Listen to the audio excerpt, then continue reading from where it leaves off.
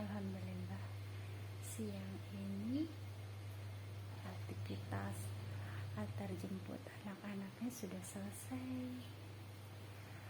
Kita bisa teruskan lagi untuk siar hijab, niqab, sama jubah ya, sama berselawat bahkan bernyanyi untuk tujuannya menghibur ya. Suara saya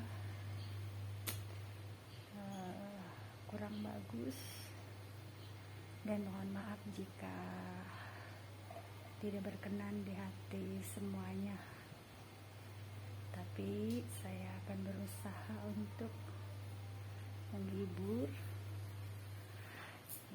semampu saya dan berselawat semampu suara saya juga.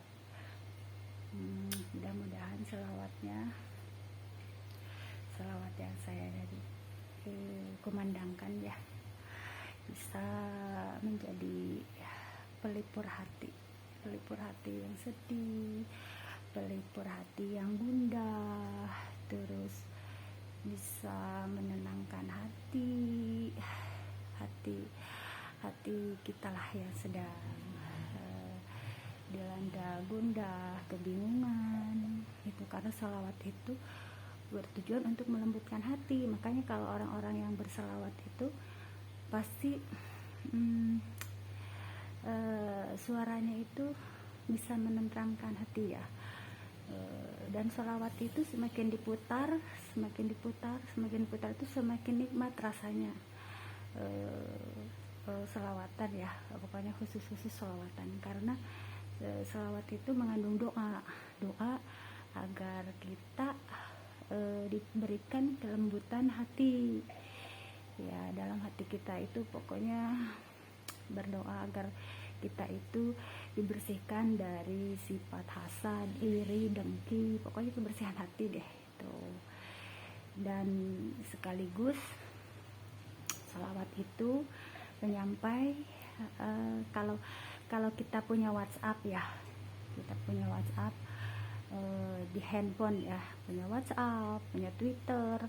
Nah, kalau kepada Nabi Muhammad kan tidak punya handphone, tidak punya seperti kita ya, tetapi penyambungnya yaitu sholawat. Dengan bersolawat, barang siapa yang bersolawat, sering bersolawat setiap saatnya, maka otomatis beliau itu kalau kita perlukan dia akan sesegera mungkin gitu menjawab dan memberikan keridoan ya. Karena kalau kita meminta segala sesuatu, kita meminta sama Allah, tetapi atas ridho. Kalau orang tua mah ya itu ridho dari Nabi kita, Nabi besar Muhammad Shallallahu Alaihi Wasallam itu.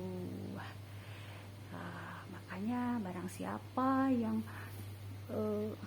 rajin berselawat setiap saat, setiap detik, setiap waktu, apakah itu sholawat yang anak-anak, apakah sholawatan yang dari dalam atau luar negeri lah, pokoknya kita berselawat tujuannya kepada Rasulullah ya. Pokoknya segala sesuatu urusan kita tuh insya Allah dipermudah gitu. Dan memang punya aura tersendiri. Kalau orang-orang yang rajin berselawat itu mempunyai aura tersendiri dalam diri mereka ya. Terlebih-lebih orang-orang yang umat Nabi Muhammad yang senang berselawat, selawat anak-anak, terus semua jenis salawat gitu dia senangi. Karena dengan rajin berselawat itu maka seperti pemikat ya, kalau kita mah seperti magnet, kita ini seperti magnet, jadi dibikin seneng, disenangi sesama anak bayi, maksudnya bayi balita balita, bayi. Jadi mereka ketika melihat kita itu seneng, auranya itu seneng gitu, karena rajin berselawat. Itu yang saya rasakan ya, karena saya senang selawat anak-anak. Jadi ketika bertemu sama bayi, balita itu aura tatapan mata sama mereka itu berbeda. Kita itu ada kebahagiaan tersendiri ketika bertatapan mata, bertatapan wajah sama mereka. Itu mereka senang, otomatis suasana juga jadi ceria. Makanya kalau orang yang di sekitar saya punya balita, bayi, pada suka kaget gitu, kenapa dengan bayi-bayi balita itu penuh kedekatan. Karena di sini kuncinya itu yaitu kita itu harus rajin berselawat kepada Nabi ya, kepada Nabi Muhammad. Itu di situ. Jadi orang yang berselawat itu punya dunianya sendiri. Mereka itu kalau sudah senang berselawat itu tidak pantang waktu ya, siang, malam, pagi, mau kapanpun dia kepingin berselawat ya berselawat. Dulu saya sebelum umroh itu selawat diputar terus, siang, malam. Kalau nggak selawat terus murotal. Terus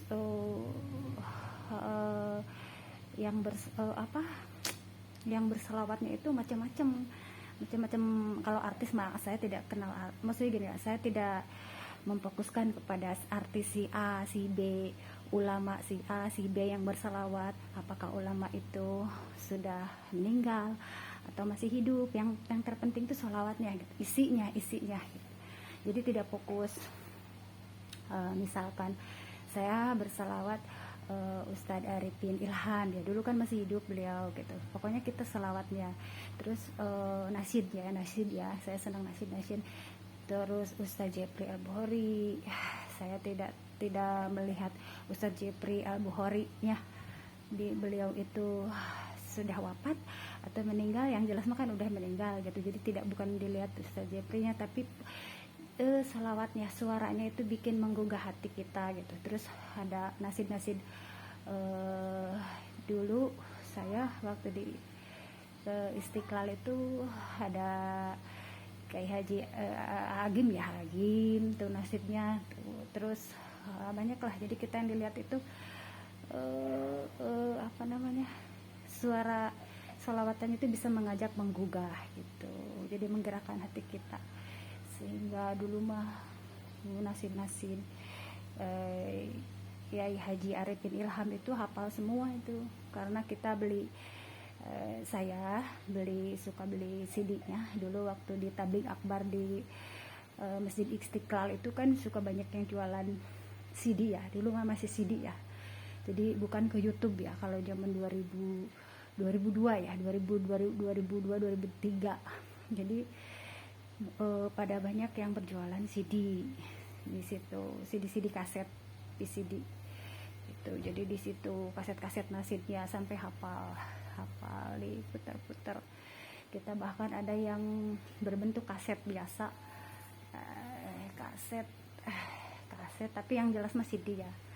Dulu kasetnya juga ada dulu kasetnya, jadi kita punya Walkman sendiri, terus ngapalin nasid melalui Walkman.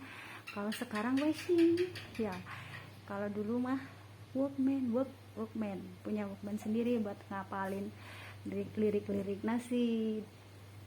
Kalau sekarang di washing, zamannya udah canggih, udah udah keren lah.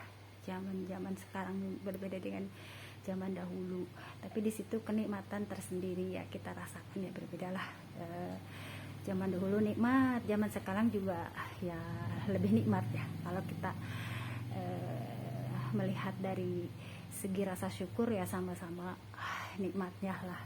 Setiap zaman kan beda, beda perubahan yang terjadinya itu ya harus lebih baik dari sebelumnya gitu. Terus ya itu sekarang itu sudah campur ya, sudah campur salawatan tuh. Semenjak kesiniin saya semenjak saya menikah dan mempunyai 3 orang anak, jadi saya senang selawatan dari luar ya, selawatan dari luar negeri ya. Saya juga tidak tahu luar negerinya itu yang mana gitu, dari negara mana. Dulu kan yang masuk ke Indonesia itu ada, saya taunya nih siapa sih nih yang berselawat apa ya, ya Nabi salam alaika ya kan, itu Maher Zain dulu terkenal di Indonesia tuh, Maher Zain. Terus dulu ya, sampai sekarang juga masih lah. Terus siapa lagi ya dari luar negeri itu, tapi yang sering saya beli PCD-nya itu yaitu Maher Zain. Terus ada Sami Yusuf juga, ada PCD itu ya, CD yang satu produk awak kening deh kalau tidak salah tuh. Terus kalau selawat Mustafa Atib saya baru tahu kesini dari YouTube, Mustafa Atib. Terus selawat saya senang selawat Arab juga, kadang-kadang beli CD ya, beli CD kaset yang selawat Arab, tapi tidak terlalu begitu tahu banyak ya. Saya tidak fokus juga kepada artis-artisnya, tapi selawatnya kalau saya itu jadi suaranya bisa menggugah gitu. Jadi kalau kita fokuskan ke orangnya yang berbeda lagi, makanya di situ aura mereka itu beda gitu ya. Jadi menimbulkan rasa kagum orang yang melihat, menimbulkan rasa senang orang yang melihat gitu di situ. Jadi semuanya, jadi orang-orang yang berselawat dari kalangan ulama, orang-orang yang berselawat dari kalangan para artis juga kan banyak yang menyanyikan lagu religi gitu. Jadi mereka punya aura tersendiri, aura bawaan tersendiri itu di situ. Jadi dengan bersalawat itu saya ingin berbagi rasa ketenangan batin, ketentraman batin, dan berbagi rasa bagaimana rasanya menyejukkan hati. Nah benar, salawat itu bisa membuat hati kita lembut terhadap kebaikan, terhadap sesama, terhadap ya kita memunculkan rasa ketulusan hati untuk berbagi, mengasihani hewan, mengasihani sesama, memberi pertolongan, bantuan kepada orang-orang yang membutuhkan. Terus empati, terus peka terhadap orang-orang yang membutuhkan di situ. Karena di sini selawat itu bisa benar-benar melembutkan ya. Jadi hati yang keras itu yang paling bahaya itu ya. Kalau hati sudah keras itu ya, itu yang susah ya gitu. Jadi susah untuk diobati ya. Makanya di sini fungsinya sholawat itu untuk melembutkan hati kita ya, hati kita. Terus apa lagi ya,